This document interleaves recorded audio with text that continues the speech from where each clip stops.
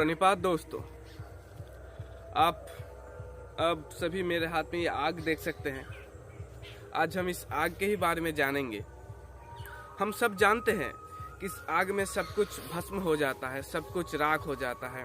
तो क्या इस आग में भी जीवन पनप सकता है? आज हम इसी के बारे में जानेंगे। हम जानेंगे धृष्टद्युम्न और द्रौपदी के बारे में कि कैसे उन दोनों का जन्म इसी आग से ही हुआ है। तो ये वीडियो बहुत ही इम्पोर्टेंट और इंटरेस्टिंग होने वाला है, तो आप पूरा अंत तक देखिए तो आपको समझ में आ जाएगा कि कैसे हुआ। हम ये पूरी घटना एक ब्राह्मण के मुख से सुनेंगे। घटना की शुरुआत होती है एक चक्री एक नगरी से, जहाँ पांडव और उनके माता देवी कुंती एक ब्राह्मण की भवन में छुपकर निवास कर रहे होते हैं। एक दिन वहां एक और ब्राह्मण देव पधारे होते हैं और तभी उस घर से सभी गृहस्थ निकल कर आते हैं, उन्हें प्रणाम करते हैं और बैठने के लिए आसन देते हैं। तब वो ब्राह्मण देव उन सभी को आशीर्वाद देते हैं और विराजमान होते हैं, और वो सभी उस ब्राह्मण को घिर कर बैठ जाते हैं और उनसे प्रश्न करते हैं कि आप कहाँ से आ रहे हैं।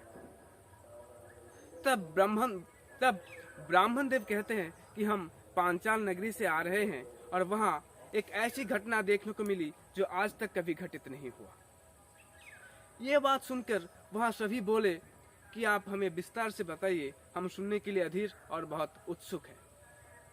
तब ब्राह्मण देव बोले कि पांचाल नगरी में महाराज द्रुपद को अग्नि से एक पुत्र और एक पुत्री की प्राप्ति हुई है, और उस पुत्र का जन्म हुआ है महागुरु द्रोण की हत्या करने के लिए। ये बात सुनकर वहां सभी बोले कि महागुरु द्रोण तो ब्राह्मण है, परम पूजनीय है, तो महाराज द्रुपद उनकी हत्या करना क्यों चाहते हैं?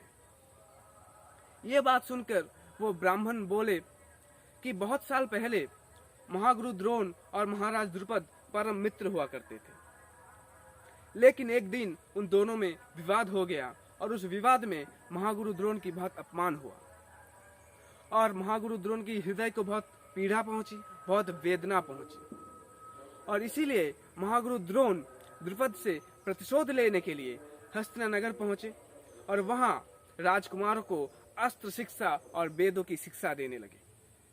शिक्षा संपूर्ण होने के बाद वो सभी राजकुमारों से कहे कि अब तुम्हारी शिक्षा संपूर्ण हो चुकी है, अब हमें गुरुदक्षिणा दो, और गुरुदक्षिणा में तुम पांचाल राज द्रुपद को बंदी बना के मेरे सामने लेके आओ। तब सभी राजकुमार पांचाल राज द्रुपद को बंदी बनाने के लिए चले गए, लेकिन उन सभी राजकुमारों में केवल महावीर अर्जुन ही ये काम कर पाए थे। और ये बात सुनकर उस सभा में अर्जुन भी उपस्थित था, और महावीर अर्जुन सुनकर मुस्कुराए। और ये महावीर अर्जुन कैसे द्रुपद को पराजित करके बंदी बनाकर लेके आए थे, ये हम किसी अलग वीडियो में बताएंगे, क्योंकि वीडियो बहुत लंबी हो जाएगी और हम टॉपिक से हट जाएंगे।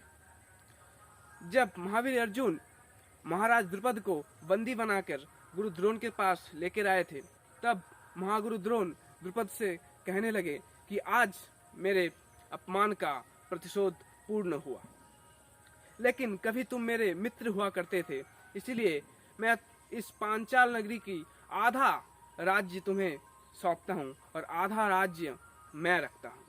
तुम इस आधे राज्य में शासन करो। और उन्हें तब गुरु द्रोण उन्हें क्षमा कर देते हैं और उन्हें अपना मित्र मान लेते हैं, लेकिन महाराज द्रुपद उन्हें मित्र नहीं मान सके। वो अपने राज्य लौट कर गए और दिन रात बस यही सोचते रहे, खाना पीना सोना सब भूल के बस दिन रात यही सोचते रहे कि कैसे महागुरु द्रोण को हराया जाए, उनकी हत्या किया जाए। एक दिन यही सब बातें सोचते सोचते वो गंगा किनारे घूम रहे थे, और तभी उन्होंने देखा कि गंगा किनारे उपजाज नाम का एक ब्राह्मण स्नान के लिए आए थे।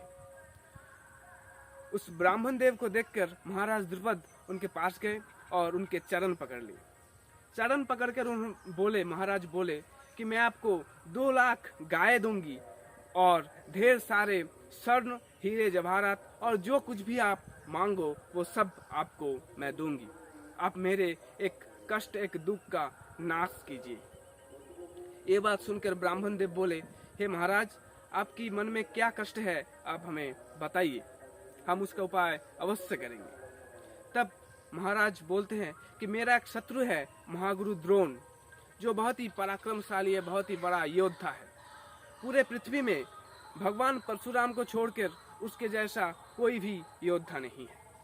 मैं उसे पराजित नहीं कर सकता। आप कोई ऐसा उपाय कीजिए जिससे मैं इस गुरु द्रोण का, मेरे शत्रु का नाश कर सकूं, वध कर सकूं। ये बात सुनकर ब्राह्मण देव बोले कि ब्राह्मण की हत्या करना उचित नहीं है, इसलिए मैं ये कार्य नहीं करूंगी। आप मेरे भ्राता जज ब्राह्मण के पास जाइए, वो आपकी समस्या, आपकी पीड़ा का नाश अवश्य करेगी। तब ये बात सुनकर महाराज द्रुपद उन्हें प्रणाम करते हैं और महाराज द्रुपद ये बात सुनकर जज ब्राह्मण के पास जाते हैं और उन्हें सब विस्तार से कहते हैं। सब सुनने के बाद ब्राह्मण देव जज ये मान जाते हैं और महाराज द्रुपद से कहते हैं कि आप अपने राज्य लौट जाइए और इस एक यज्ञ की आरंभ कीजिए, और उसी यज्ञ से आपको एक पुत्र प्राप्त होगी, जिस पुत्र के हाथों गुरु द्रोण का वध होगा, विनाश होगा। ये बात सुनकर महाराज द्रुपद बहुत खुश होते हैं और अपने राज्य को लौट जाते हैं। राज्य लौटने के बाद यज्ञ की आरंभ करते हैं और यज्ञ समाप्त होने के बाद उन्हें उस यज्ञ से एक पुत्र प्राप्त होती है। यज्ञ से पुत्र जब बाहर आए तो उसकी पूरे शरीर से चंद्रमा जैसे एक रोशनी चारों तरफ खिलने लगे, मानो जैसे स्वयं चंद्रदेव यहाँ विराजमान कर रहे हो। और उस पुत्र के शरीर में एक बहुत बड़ा सोने की कवच था, सिर पर एक मुकुट था, एक हाथों में उसका दिव्य खड्ग था और एक हाथों में धनुष। ये सब देखकर महाराज द्रुपद बहुत खुश हुए और वहां बैठे प्रजा उस खड्ग को देखकर भयभीत हो गए। जब महाराज द्रुपद खुश होकर मुस्कुरा रहे थे और दोनों हाथों को ऐसे ताली मार रहे हैं और अपने आनंद को दिखा रहे हैं, तभी उस यज्ञ की अग्नि अचानक बहुत तेज हो जाती है, बहुत प्रचंड रूप ले लेती है। ये देखकर महाराज द्रुपद ब्राह्मण देव से कहने लगे कि ब्राह्मण देव, ये क्या हो रहा है? मुझे तो मेरा पुत्र मिल चुका है, तो फिर ये अग्नि इतना विशाल रूप क्यों ले रहा है?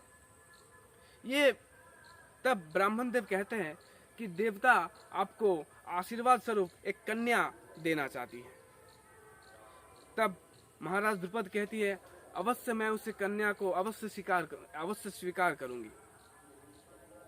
तब उस अग्नि से एक कन्या प्रकट होती है और यज्ञ से बाहर आते हैं। बाहर आते ही उस कन्या की शरीर से बहुत ही तेज रोशनी निकलने लगे, जैसे मानो स्वयं सूर्यदेव हो, और उस रोशनी इतनी तेज थी कि खुली आंखों में उसे देख पाना बहुत मुश्किल हो रहा था। धीरे धीरे वो रोशनी कम हो गई और तब सभी ने देखा उस कन्या के शरीर में एक लाल वस्त्र था और पूरे शरीर में स्वर्ण अलंकार में सुसज्जित थे। फिर महाराज द्रुपद अपने पुत्र और पुत्री को देखकर बहुत खुश होती है और तभी अचानक एक गुरु गंभीर गर्जना होती है और आकाशवाणी होती है कि तुम्हारे इस पुत्र के हाथों तुम्हारे शत्रु गुरु द्रोण का वध होगा, और इस पुत्री की द्वारा इस पुत्री ही कारण बनेगी इस पृथ्वी की भार कम करने की।